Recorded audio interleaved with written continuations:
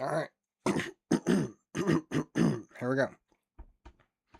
We are live. It is what, Saturday, March 14th? My God. Time flies when it's popping off.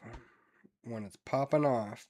So we're going to check the markets today. We're going to run through them, see some of our favorite stocks.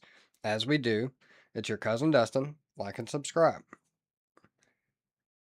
It's the weekend, so nothing should be moving too crazily. But you really never know. You truly, really never know.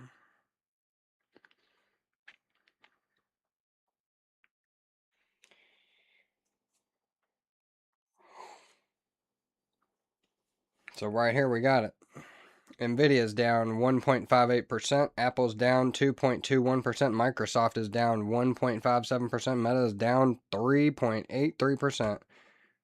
What we got here? Oracle's down 2.54%. AVGO, I always forget what that is. Holy crap. Okay. Well, I'm gonna have to go grab water here in a second, but that's okay. Down 4.11%. We'll check and see what this is in a second. Oh no, I always click on it and like a dummy. Here we go. AMD is sitting at $193.45, down 2.2%. Nvidia is at 180 right now.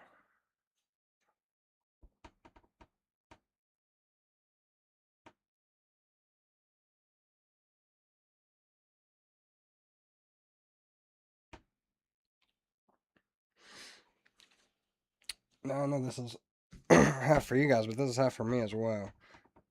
Check in with the markets, see what's up. Micron is up 5.13%.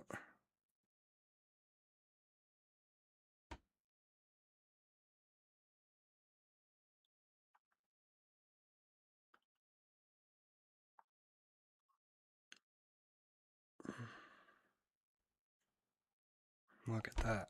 Very interesting stuff. Hey, quit moving around.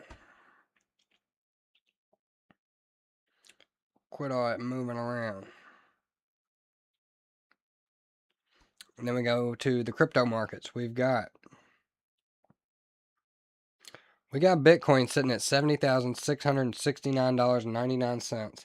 Ethereum's at $2,076.81. Tether is right at $1.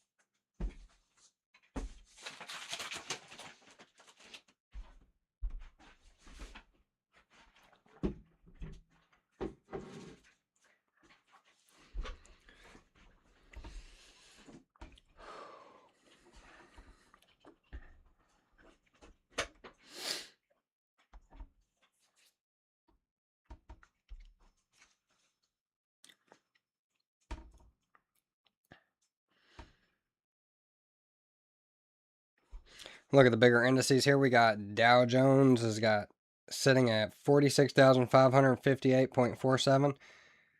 S&P 500 is at 6,600 and 32.19. NASDAQ's at 22,105.36. And the Russell is at 2,480.05.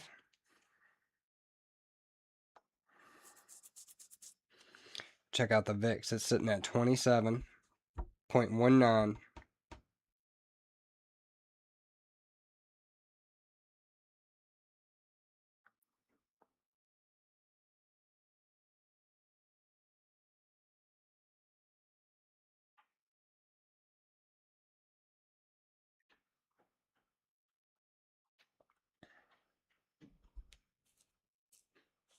So back at April 8th, 2025, the VIX had spiked all the way up to 52.33.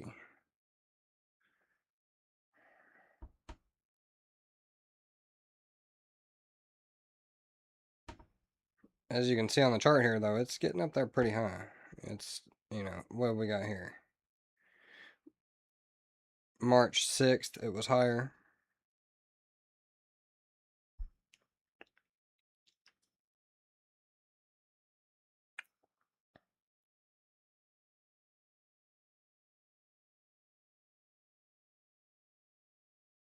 October 7th.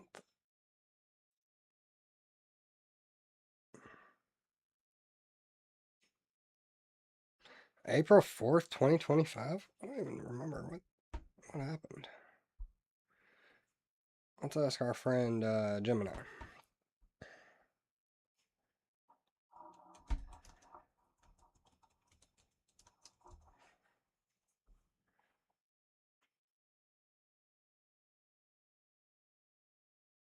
What day was that?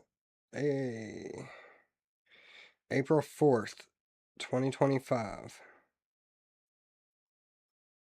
Okay.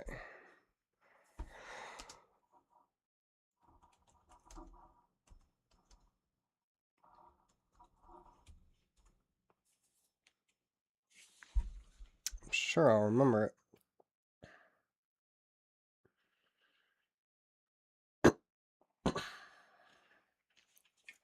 We got the pink and green sugar-free monster today, guys. Keeping it lively. Got a big old dent in the can. And it's kind of weirdly flat. It's not good. Whatever. So, here we go. April 4th, 2025 was a day of significant economic and political upheaval dominated by a developing global trade war and major shifts in international politics.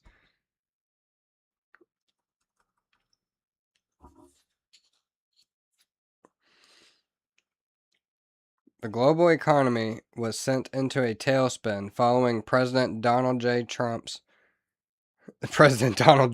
announcement of a sweeping new tariff package, which he dubbed Liberation Day. Market crash. U.S. markets had their worst day since 2020 pandemic.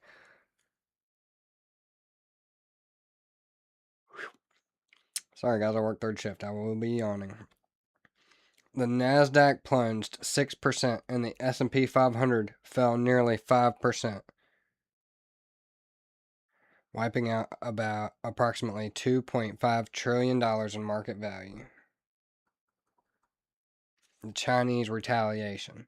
In direct response, China announced a 34% reciprocal tariff on American goods, escalating the trade war significantly. Corporate panic. Major companies, including Nintendo, Klarna, and StubHub, reportedly paused price-sensitive business actions in the U.S. to evaluate the economic fallout.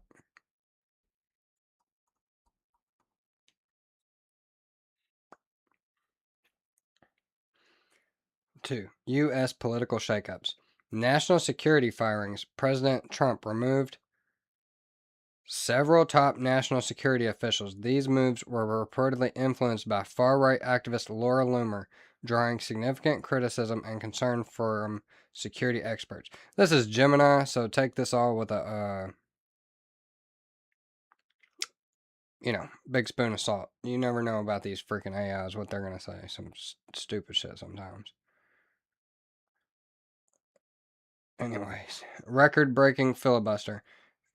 U.S. Senator Cory Booker delivered the longest speech in Senate history, breaking the previous record of 24 hours and 18 minutes set by Strom Thurmond in 1957.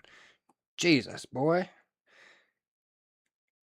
U.S. Senator Cory Booker delivered the longest speech in Senate history. Really?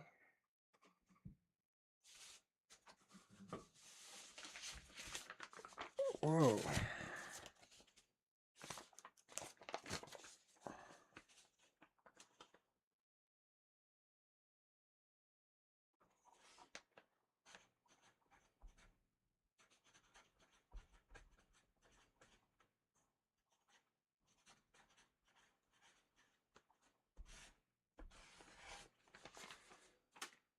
I ain't got nothing else to do. We're going to look at that in a second.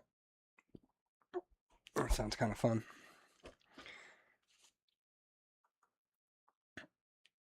Record-breaking filibuster. U.S. Senator Cory Booker delivered the longest speech in Senate history, breaking the previous record of 24 hours and 18 minutes set by Strom Thurmond in 1957.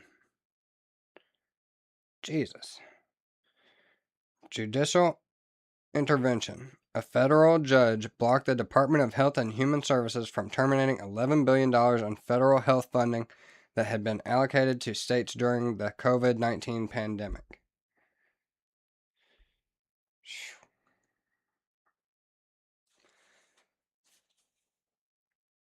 Okay. International developments. South Korea. The Constitutional Court unanimously upheld the impeachment of President Yoon Suk-yeol. I'm sure I did not say that right. 8-0 vote. Officially removing him from office following his controversial attempt to declare martial law earlier in the year. Hey, trying to declare martial law. Russo-Ukrainian war. Russia launched a new spring offensive on this day, a devastating ballistic missile strike on residential area of Kryvyi killed 19 people, including 9 children. Middle East. In the Gaza Strip, the IDF reportedly retook control of Rafah, while airstrikes across the region resulted in over 100 casualties. So it was going down at that time, evidently. Science and disasters.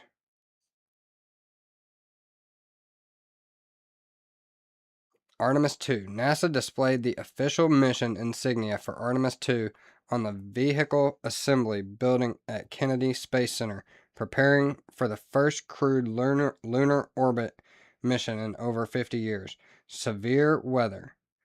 Historic flooding and tornadoes. Nearly 100 reported struck the central United States, particularly impacting Tennessee, Missouri, and Indiana, resulting in at least 7 deaths.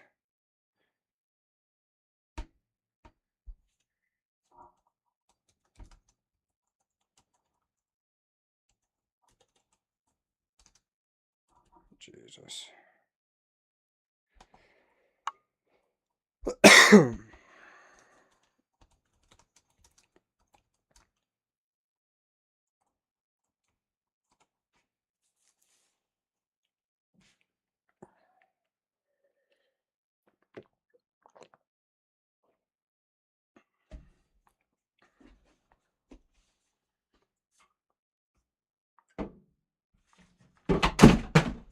Just throw it on the ground. That'll work.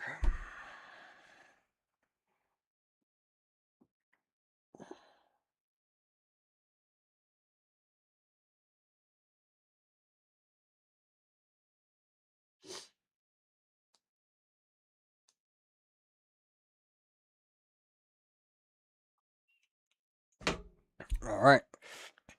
What specifically made the VIX spike? The spike in the VIX CBOE Volatility Index, on April 4th, 2025 was driven by a perfect storm of geopolitical and economic shocks that sent the index to its highest level since the 2008 financial crisis and the 2020 pandemic.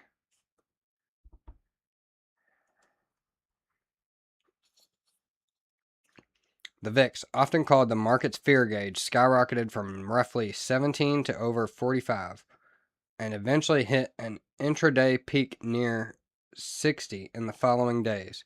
Here are the specific drivers of that spike. The Liberation Day tariff shock, reciprocal 10% baseline tariff and 35% rate on China.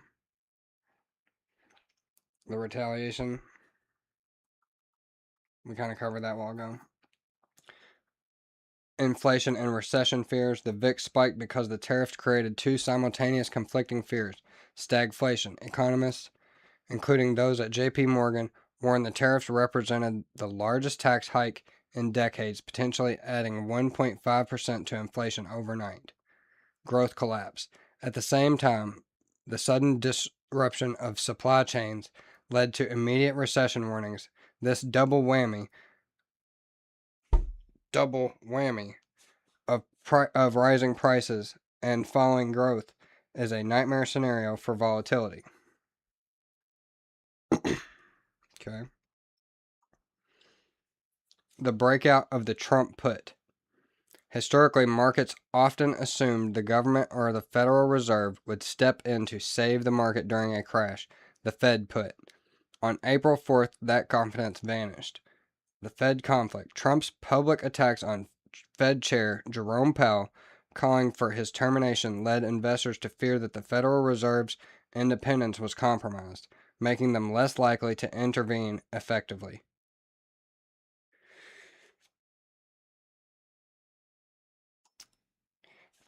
Guys in the comments below, what do you think? Do you think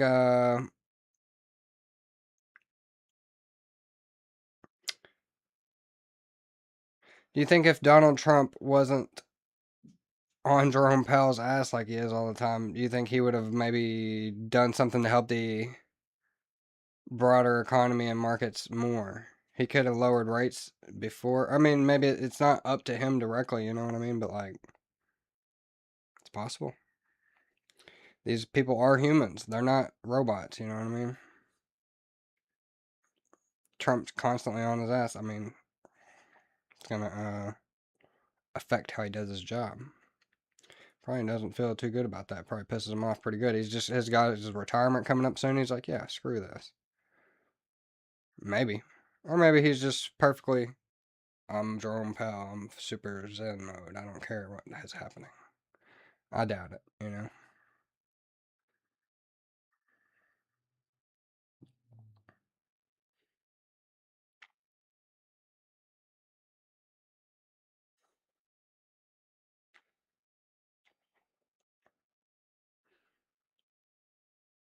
Policy uncertainty. The administration initially dismissed rumors for a tariff delay as fake news, signaling to traders that the pain would continue indefinitely.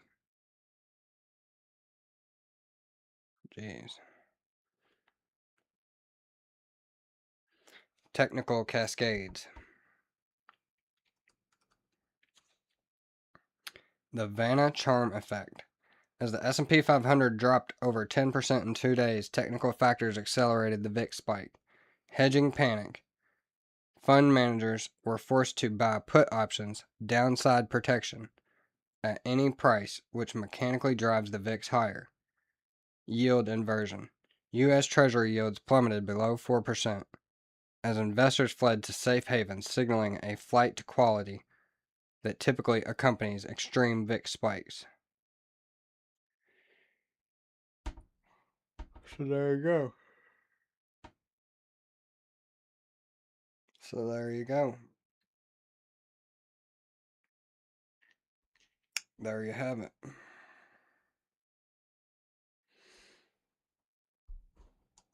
Let's read a freaking article, guys. Let's read an article, y'all.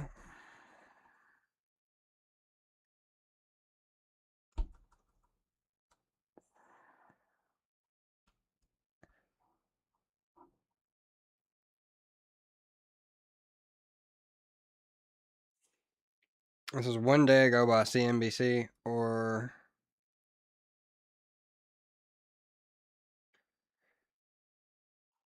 yeah, let's read this one. I think this one looks like a winner.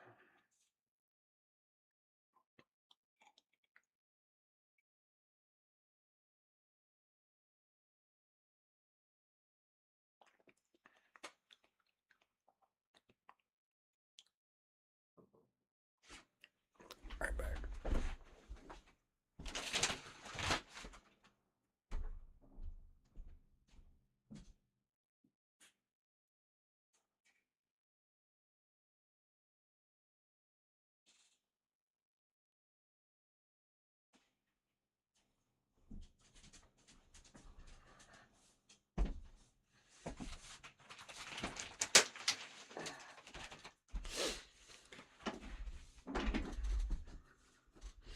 Alright, bros. Sorry about that. I gotta check on my pups.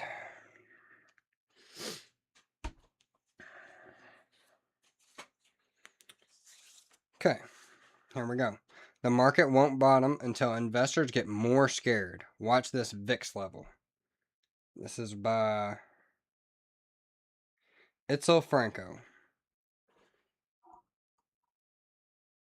Why did it say it was like an hour ago? This is like 2 days ago. What the hell is going on?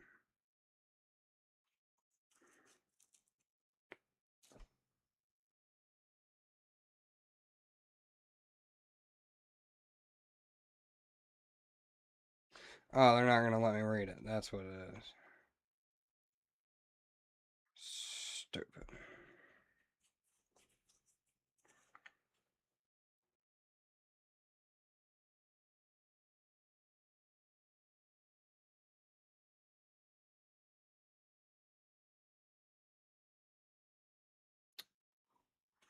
Five days ago, we got CoinDesk.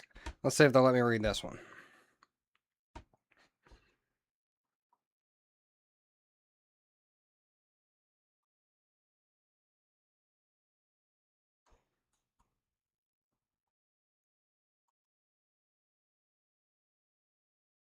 Okay, I think we're gonna get to do it.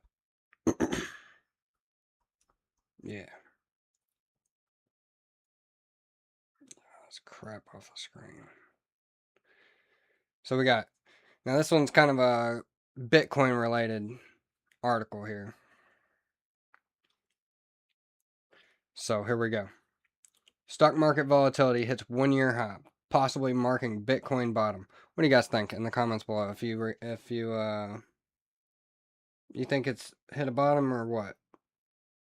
Or you think it's gonna go lower than it has gone? Back to the article. Bitcoin has its own volatility gauge, BVIV, and that spiked in early February, suggesting crypto markets may have already experienced their panic phase. This is by James Van Straten, edited by Stephen Alfer. I've heard of this James Van Straten. I wonder who the heck is it? Who is that? Now look at this chart they got here.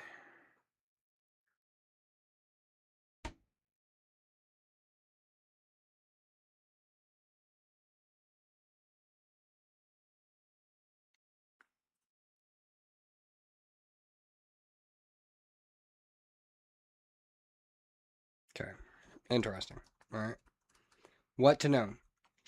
The VIX, a measure of stock market volatility often referred to as Wall Street's fear gauge, surged over 35, a level that has historically aligned with Bitcoin market lows.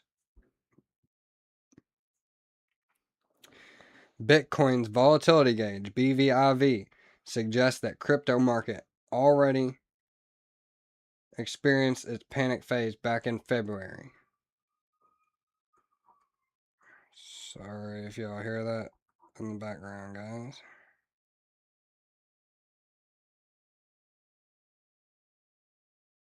Just stop.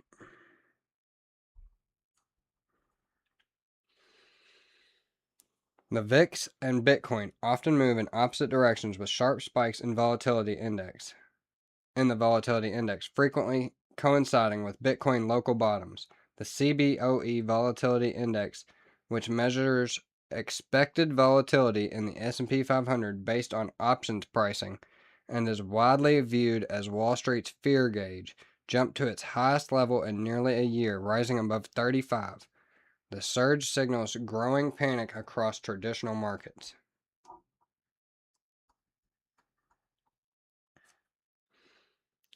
The move came as global markets reacted to a spike in oil prices.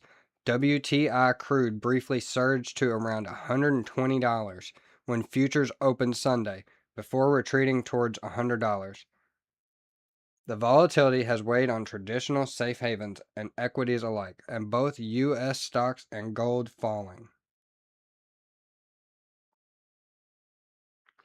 Bitcoin, however, has diverged from that trend. The largest cryptocurrency is up roughly 5% over the past 24 hours and trading above 69,000. Like we said a while ago, it's up near it's a little over 70,000 now. So it's been a couple days.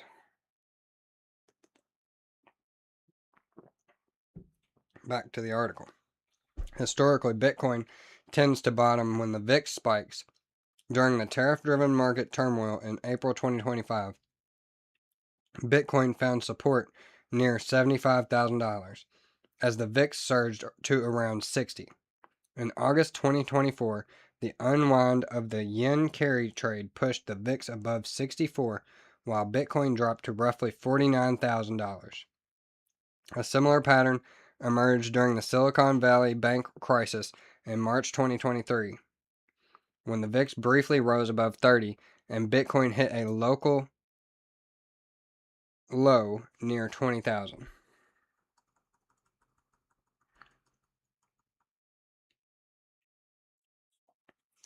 Bitcoin's own volatility gauge suggests that the crypto market has already experienced its panic phase. The Bitcoin Volmex Implied Volatility Index, BVIV, which measures expected price swings derived from Bitcoin options pricing, spiked above 96 in early February when Bitcoin briefly fell to $60,000, the highest level since the yen carry trade turmoil in August 2024. BVIV is now back just above 60. That divergence could indicate crypto markets front-ran the stress now hitting traditional finance, though a VIX near 30 suggests volatility in traditional markets may not be finished yet.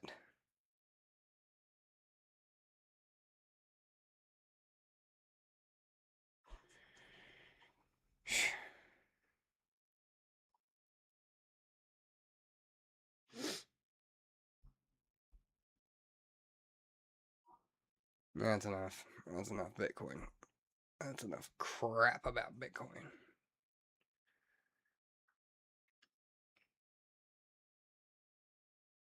The Dow, it's well below 50,000. We can scream they need to sacrifice more.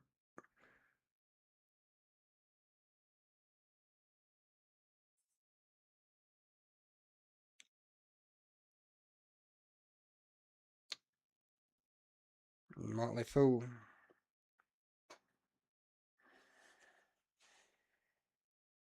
This isn't going to say anything that we haven't heard before, but that's alright.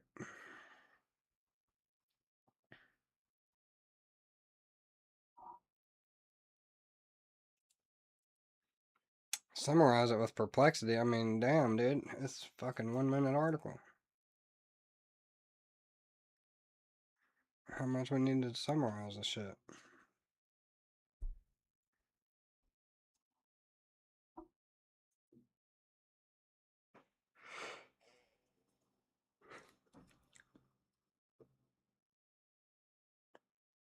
I guess eventually you'll summarize it all the way down to one word. It'd be like, this article says yes or no. Does it agree with my sentiment? Dow slips as oil prices climb amid escalating Iran conflict. Matthew Benjamin. He wrote this on March 13th, 2026, yesterday. Key points. The Dow turned negative for the year on March 5th. Soaring oil prices are taking a toll on the Dow's 30 stocks. Even if the war ends soon, oil prices could remain volatile. Of course.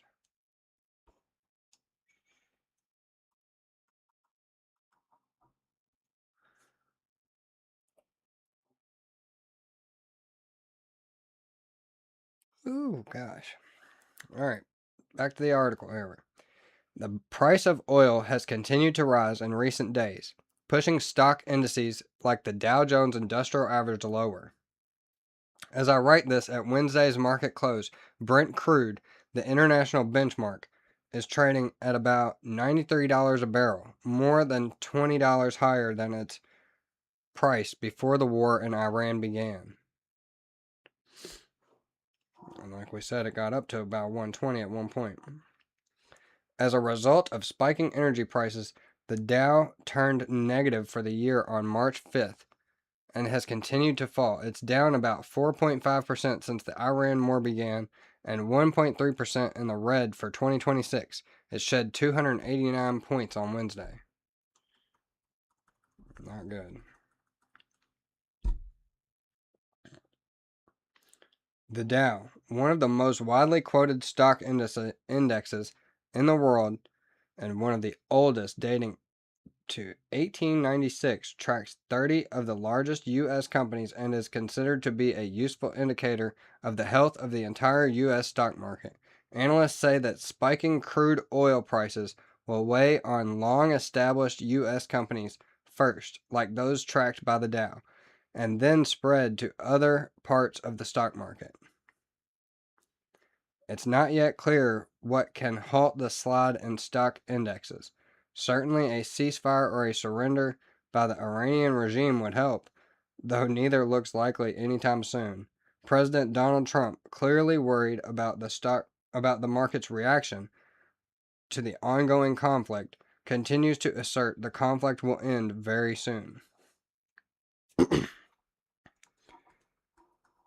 Yet it's telling that Trump's assurances about a near-term end to the war come amid mixed messages on the timeline from both Defense Secretary Pete Hegseth and Secretary of State Marco Rubio.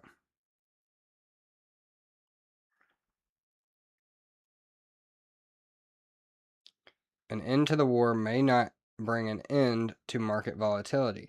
Even if the war does end soon, there's no guarantee that oil will retreat to its pre-war price or that volatility in energy markets will abate. That's because a peaceful transition to a new regime in Iran is not the most likely post-war scenario, analysts say. More likely is a chaotic environment with various groups fighting to fill the power vacuum, possibly coupled with infighting between Iran's various ethnic groups. Jeez. Not good.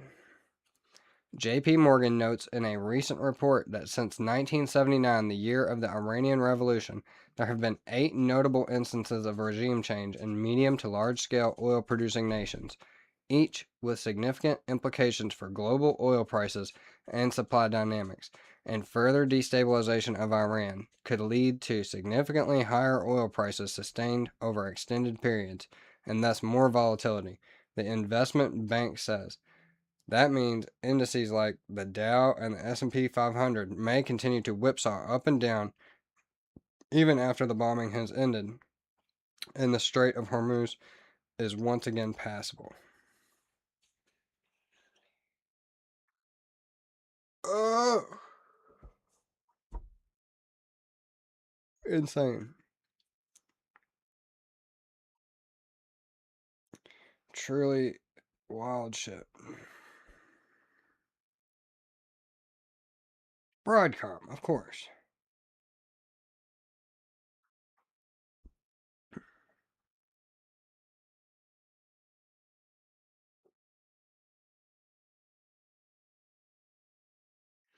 Western Digital Corporation.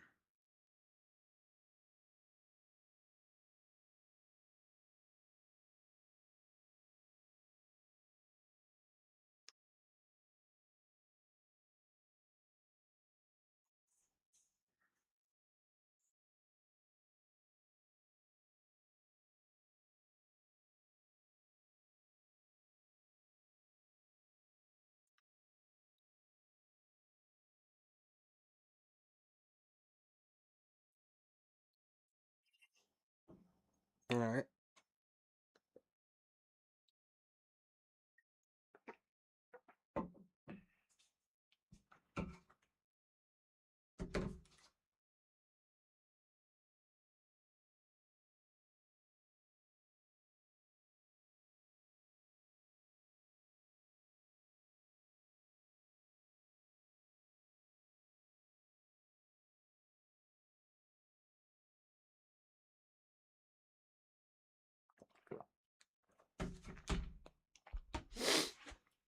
Let's do some individual stocks. Broadcom. We'll do that one first. Why not?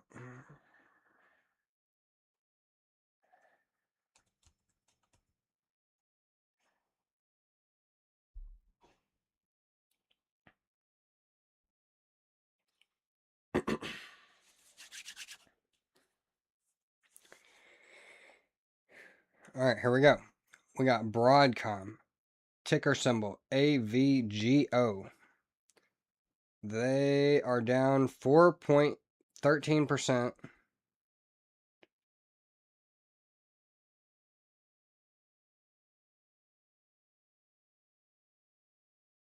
Okay, let's start again. We got Broadcom. Ticker symbol AVGO.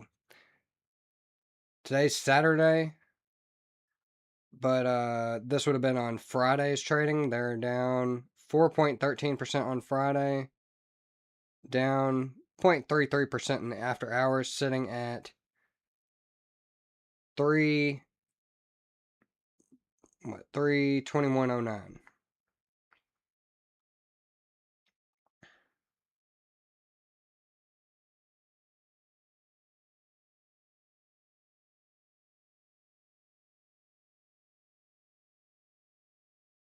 No. We got Broadcom sitting at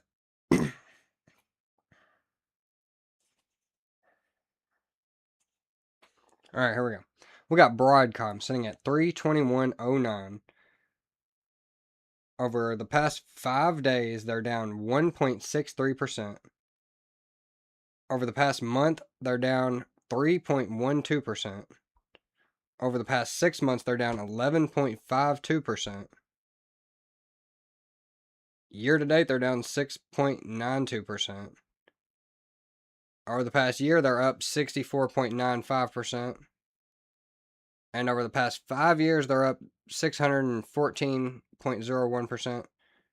That goes back to April 9th, 2021. Broadcom has a dividend of 0.81%. That's 65 cents a quarter. They have a PE ratio of 62.84.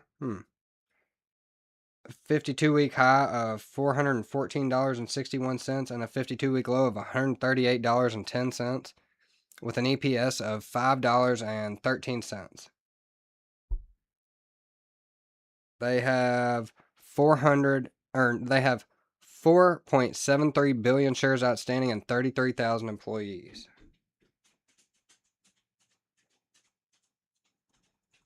That's Broadcom for you.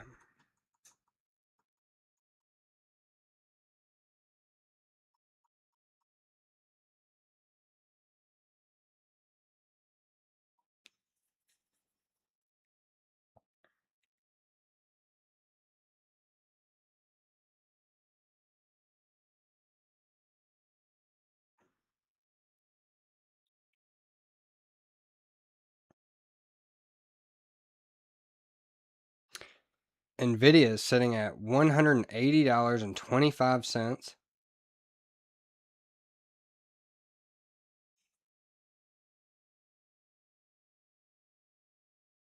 The Friday market, it would have been down 1.59%.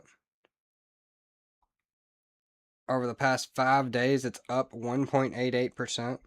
Over the past month, it is down 2.55%. Over the past 6 months, it's up 1.41%.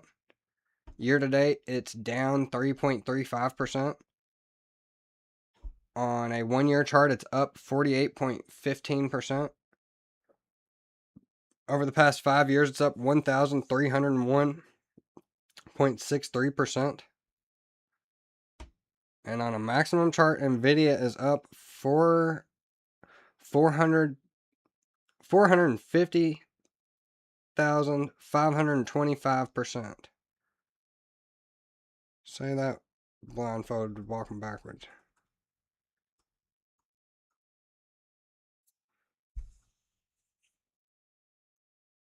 They have a PE ratio of 36.8, a 52-week high of $212.19, a 52-week low of $86.63, with an EPS of $4.90.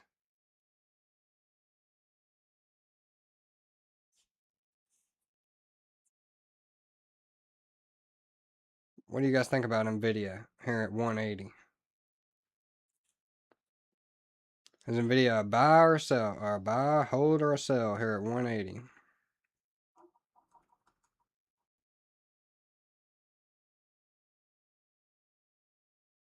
Let's keep going. Let's just do a few more stocks like this because I'm going to make shorts out of these. I'll let you guys in on a little... I mean, ain't nobody watching this shit anyway. It doesn't matter. You know.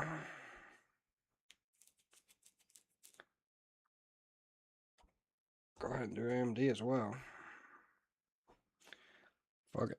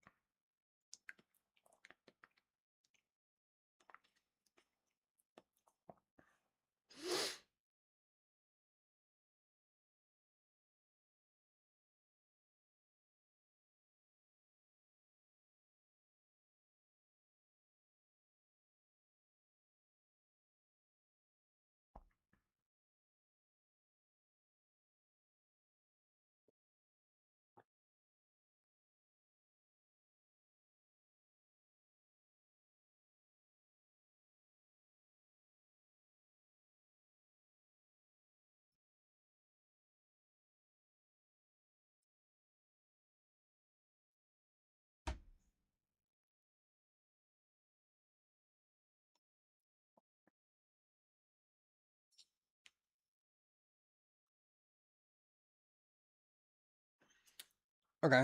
So AMD is currently at 192.88.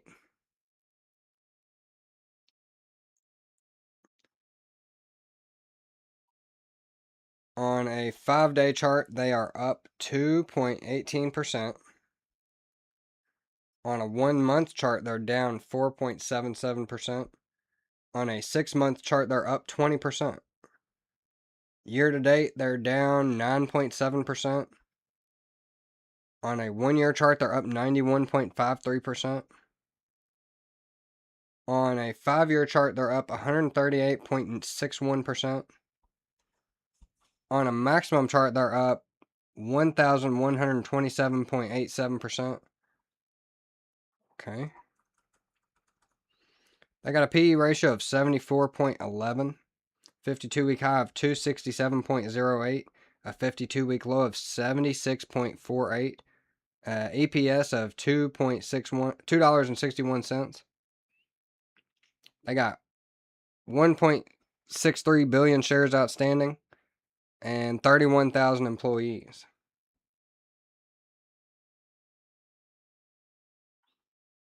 What do you guys think about AMD?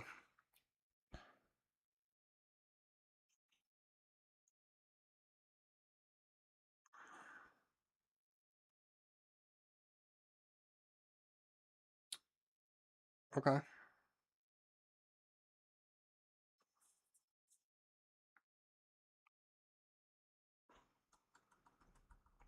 AMD. Tesla?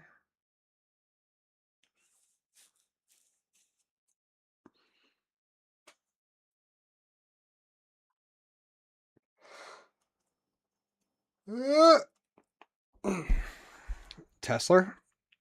Alright.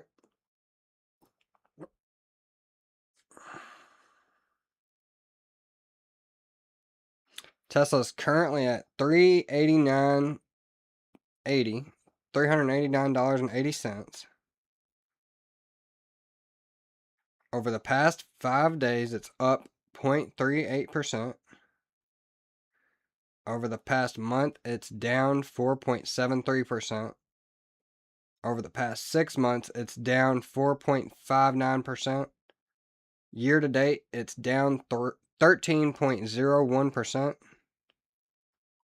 Over the past year, it's up 56.49%. Over the past 5 years, it's up 69.17%. On a maximum chart, Tesla is up 30,462.5%.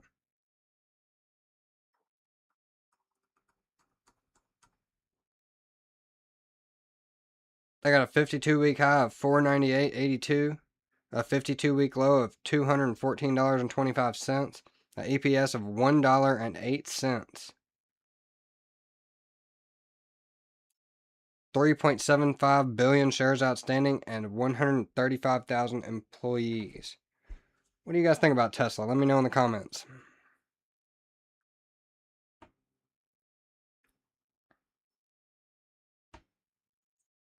Yeah, let's do a couple more. Moving right along.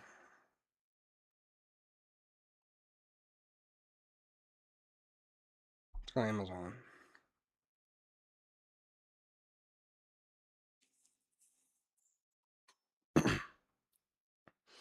Amazon's currently sitting at 207.30.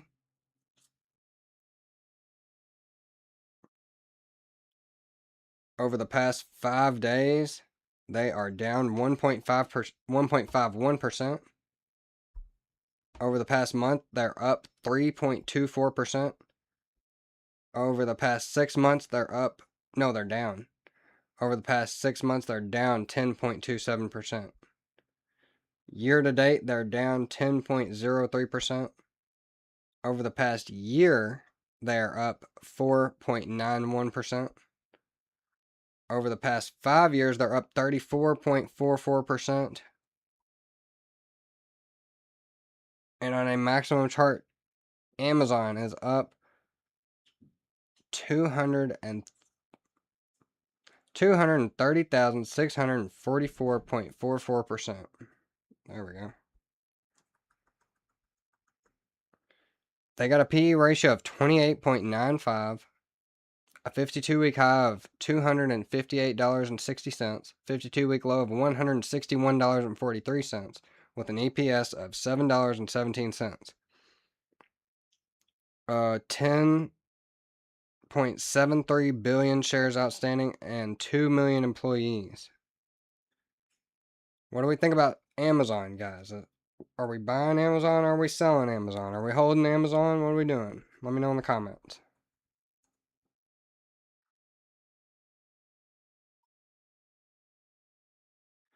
Big soft.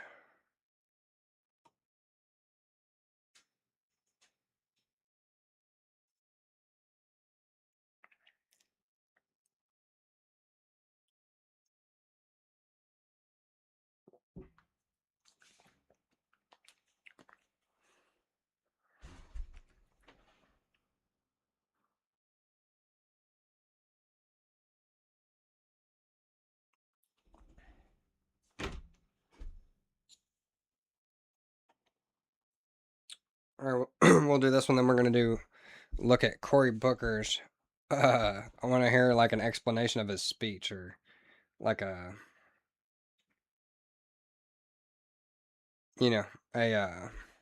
synopsis, a summary.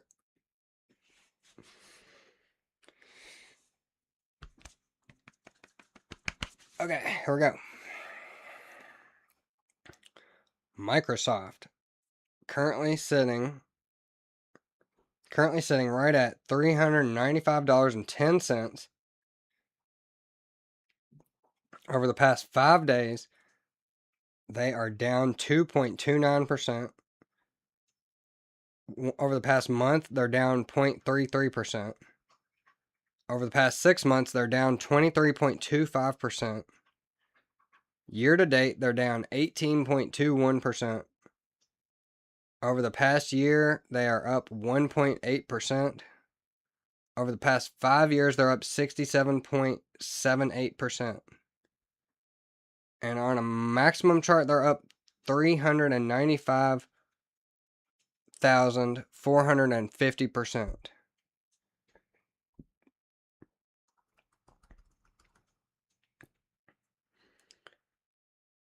Microsoft has a dividend of 0.92%, quarterly dividend of 91 cents.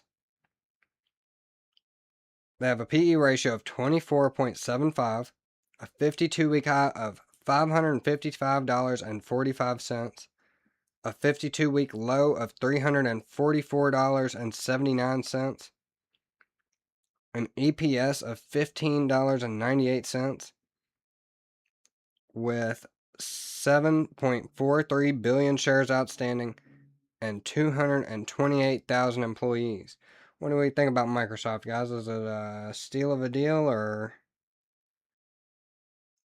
is it a big old trap? What do we think, guys? Let me know.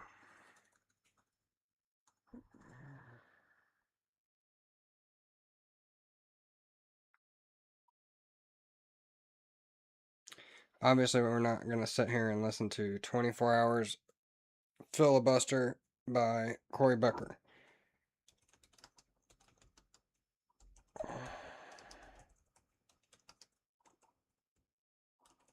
Is it filibuster? Oh, that's close enough.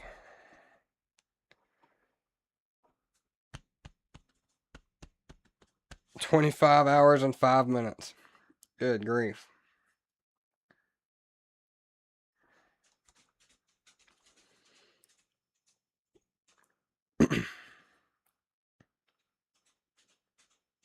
Senator Cory Booker's marathon speech, which took place from March 31st to April 1st, 2025, lasted 25 hours and 5 minutes, breaking the long-standing Senate record. While it was widely referred to as a filibuster in public discourse, it was technically a protest floor speech rather than a tactical move to block a specific vote. His goal was to issue a moral call to action and warn that the country was in a state of crisis. According to the records from that day, his speech focused on the following key areas.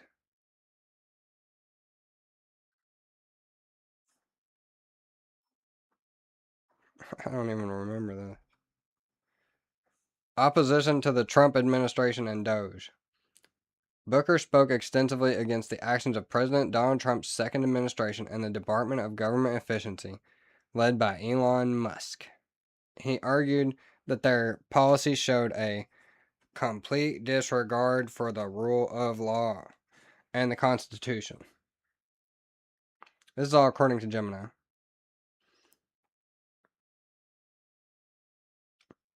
Social safety nets and public services. He spent hours reading letters and testimonials from constituents to highlight the potential impact of proposed policy changes, specifically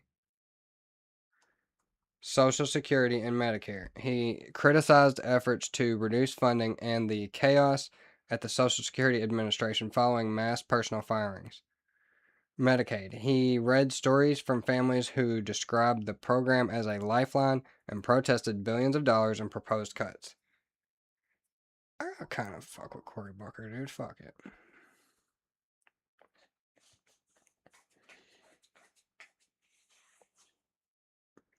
Department of Education. He decreed executive efforts to dismantle or defund the department, arguing that it would undermine the core of American democracy. Immigration and civil rights. Booker addressed immigration enforcement practices, sharing stories of people who he believed were being adversely affected by mass deportation threats and the violation of constitutional rights. He notably spent 30 minutes reading the account of Jasmine Mooney, a Canadian detained by ICE.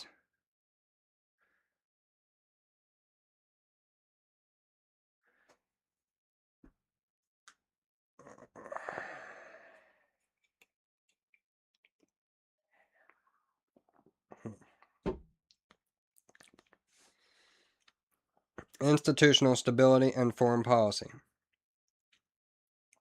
He criticized the administration's disregard for judicial mandates and the decision to dissolve the U.S. Agency for International Development, USAID. He also argued that the administration's foreign policy was abandoning allies and making the country less safe.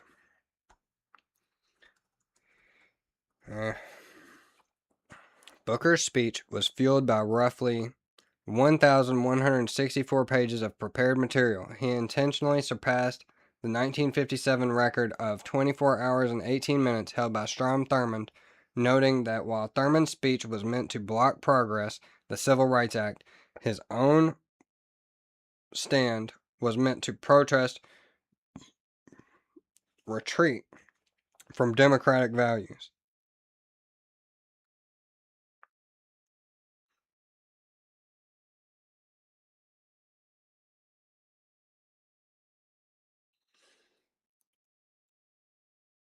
No. That's enough of that. That's enough of that. Penn Station? Is that what this is? Costco. Okay. What the hell is happening right now?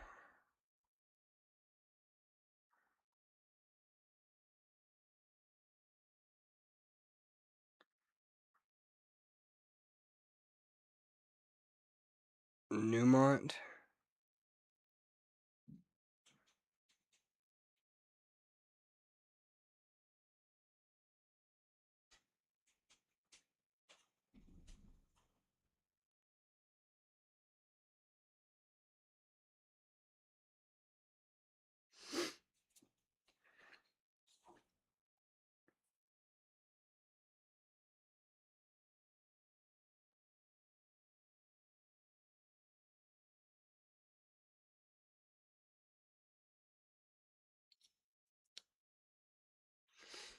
Let's do Newmont. That sounds kind of fun.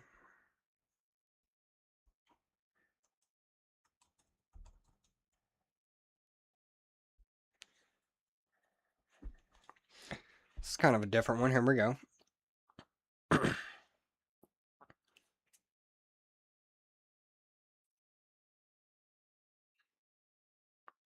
Newmont Corporation on Friday closed at 109.58. It's currently sitting at 109.34. Over the past 5 days, it's down 2.53%. Over the past 1 month, it's down 10.41%. Over the past 6 months, it's up 38.08%. Year to date, they're up 9.74%. Over the past year, they're up 136.98%. Over the past 5 years, they're up 85.76%.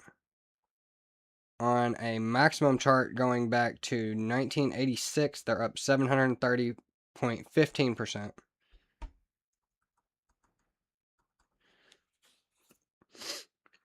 They got a dividend of 0.95%, 0.26 cents a quarter, a EPS of $6.39, 52-week high of $134.88, a 52-week low of $42.93.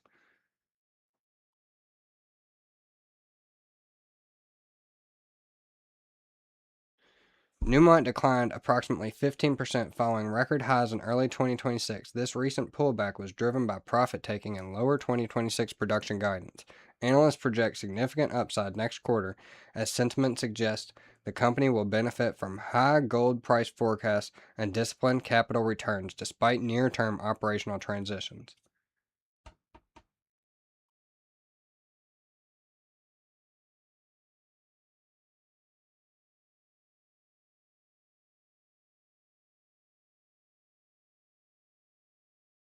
Interesting. What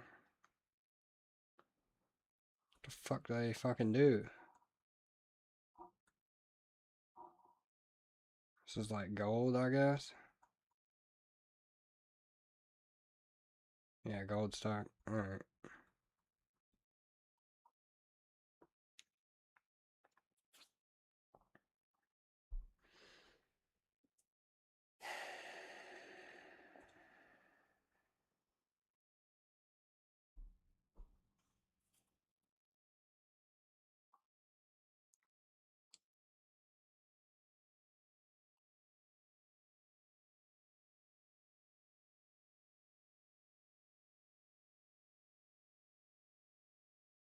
It's interesting that gold has gone down over the last few days. Usually when oil prices and inflation and stuff are rocketing up, gold will kind of increase in price. Very interesting stuff.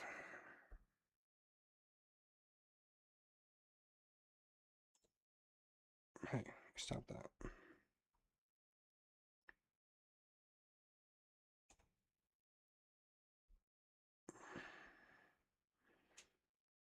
Similarly, silver as well.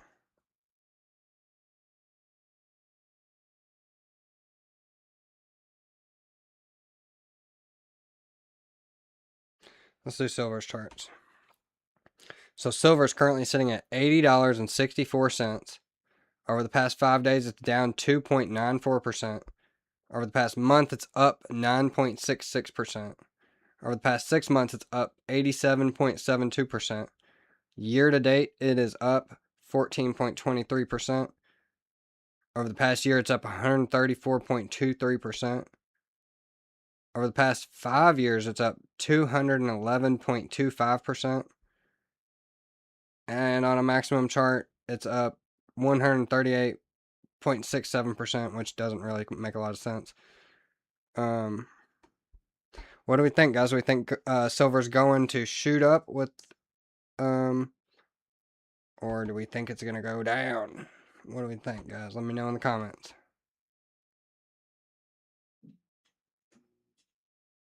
What do we think, guys? Do we think silver's gonna shoot up from here, or do we think it's gonna go down? Let me know in the comments.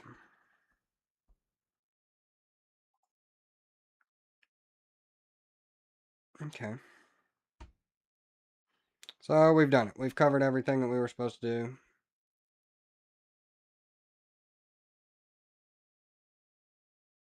We've done it all.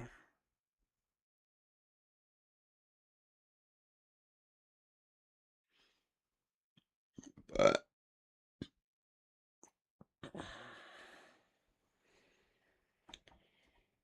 yep, I think that's gonna be it, guys. It's your cousin Dustin. Like and subscribe. We will be here putting out the stock market stuff for you. Day in, week out, day out. Yeah, we're gonna be here doing it, guys. Likey, subscribing.